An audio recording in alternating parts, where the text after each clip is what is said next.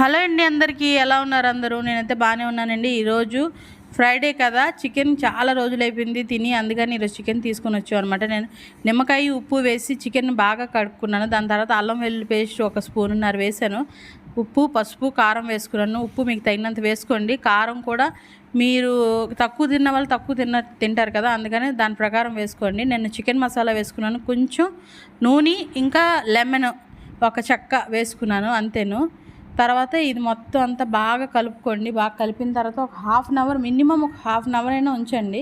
తర్వాత నూనె పెట్టుకొని కడాయిలోని ఆనియన్ ఫ్రై చేసుకోండి. ఆనియన్ నేను ఒక 2 తీసుకున్నాను, అంతేను. ఆనియన్ ఇలా బ్రౌన్గా ఫ్రై అవ్వాలి. ఇంకా పచ్చిమిర్చి ఒక 2 ఇది వేసి కొంచెం ఫ్రై చేయండి. ఫ్రై చేసిన తర్వాత కొంచెం ఫ్రై అయిన తర్వాత అప్పుడు మనం కొంచెం వాటర్ వేసుకోవాలన్నమాట. వాటర్ కొంచెం వేయడం నేను అది స్కిప్ అయ్యింది, సారీ. అది వాటర్ వేసిన తర్వాత కొంచెం అది ఒక ½ అన్ అవర్ చికెన్ ఎంత బాయిల్ అయితే అంత మంచిది.